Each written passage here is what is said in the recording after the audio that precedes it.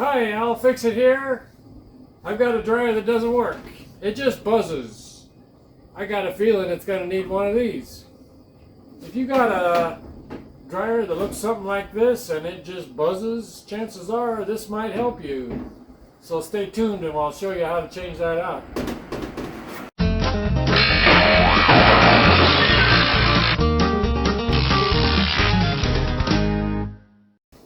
First of all, I put this on a time dry, hit the button. Yeah, all I hear is a buzzing. Now I'm going to check and see how the drum turns. It doesn't turn. It is frozen. Alright, so since that's frozen, most likely we're going to need one of these. That's my suspicion, but there is another possibility. Anyways, let's take it apart. Let's check it out. These two screws right on top are the first things. And if you don't get this in order, it's kind of like a puzzle. You'll be fighting it. I mean, these things are almost impossible. You got to start with first things first, and that's two screws on the top. And then we got to unhinge by pushing this top forward and then up. See how I just poke it ahead a little bit and pop it up. Now we go to this corner and do the same thing. Yep, just like that. And then we just hinge it up. Now it's still going to be attached with wires and stuff in the back, so lean it up against the wall. That's what I do. Now in this corner, there's going to be a wire to unplug. It goes to the front door switch. I give myself a little bit of slack by poking that down through there. Now, unplugging this is not as easy as you might think. You have to, and I've cut myself a few times. Also, you know, you gotta widen the plastic on both sides, not just one side. And when you're pulling on it, you can also pull wires out of the switch, and then you have to buy a new switch. I speak from experience. Then the screw on each corner. Okay, this screw in the top corner on each side. Now we just pick it up, the whole front, and lift it out. You can see, as long as you do everything in the right order, it actually comes right apart. It's not too hard, but if you don't do it in the right order, well, I'm telling you, it's nearly impossible. All right, so we got the front off. By the way, if you want to buy parts for this thing, you do have to have the model number. The model number is located right here inside this front door. And take a picture of it with your phone or something when you go to get parts. Now the belt is the only thing left holding this drum into place. We're down in this corner is where we got to go next. Be sure you take a picture of this. I mean, a lot of people are having trouble getting this thing wound in, you know, the belt in properly, putting it back together. Take a picture of it now before you take it apart. I'm going to show you that you push this pulley to the right. See, now watch, when I push it to the right, it's going to make slack in the belt. Yeah, right there now. Pushing it to the right gives you slack in the belt. And then you can pull the belt off of that little pulley at the end of the motor there. And just let it go. Let everything go, and it all comes out. So then we just pick it up by the belt.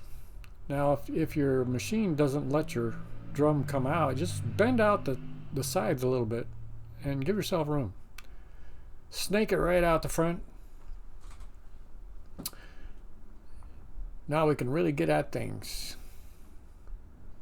Okay, now here's the motor that I'm going to replace there. However, yeah, it's frozen, so probably this is it, but there is one other possibility. The reason that motor won't turn could be because there's something wound around the fan on the back side of that motor behind all this stuff in the back. There's a blower, a fan blower thing, and if it's got something wound around in there or something obstructing that thing, well, then that could be the whole problem. And then the motor could still be good. So we just got to eliminate, make sure we know where we're focusing here. Yeah, the blower's right there behind this. So I'm going to take this metal thing off. There is just four screws plus the at the very beginning I told you about those 2 screws to start with. Yeah, if you didn't do that, even after you got these 4 screws out, then this piece won't come out. Everything in order. All right, so see, this one doesn't look too bad. I don't see any major obstructions.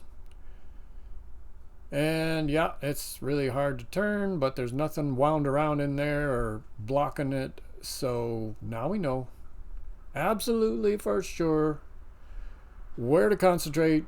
It is the burned up motor. So here we go, back to this side again. These channel lock pliers work wonders to get this retainer off, and that's all it is just a front and back retainer. It's fairly simple to do all this. So that where my fingers are is a square shank. It is part of the blower in the back, and we're going to unscrew the shaft of the motor from that blower in the back. I believe it's backwards threads. So I'm going to put a crescent wrench on that square shank of the blower, and then I'm going to wedge the wrench into the corner of the machine. Now when I turn this little pulley, it should spin it off of there. Although I ran into some complications on this one. Unusual that I have this problem, but that little pulley started turning on the shaft, and it didn't screw on or unscrew either way. It just turned slipping somehow on the shaft. I had to try a few things. I even tried an impact wrench, and I finally figured out that I wasn't going to get it off by turning that little pulley. So I got my vice grips out and I squeezed them onto the shaft itself and left the little pulley alone. So that's what I had to do. You may have to do the same thing. Now watch. Boom, success. Broke loose right there. Yeah, now all we got to do is keep turning it until the blower fan in the back falls off. So turn and turn and turn. Once you get it loose enough, you can spin that blower off in the back. I'm getting there now.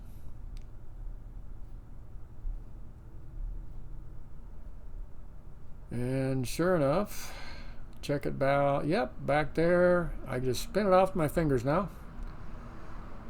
And there's another retainer here. Just take the other retainer off, and that's all that holds this motor in.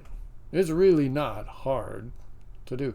The hardest part is if you have trouble getting that blower unscrewed.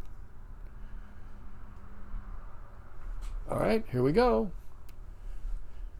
There's the motor. Unplug the wire, or the wires. Yeah. Oh goodness, I even have background noise when I'm doing a voiceover. I can't get away from the background noise. We have a very busy street. All right, so I guess I need a soundproof booth to do voiceovers. Anyways, let's just put the wires plugged onto the new motor. By the way, this is just a used motor I picked up, and it'll probably last for years.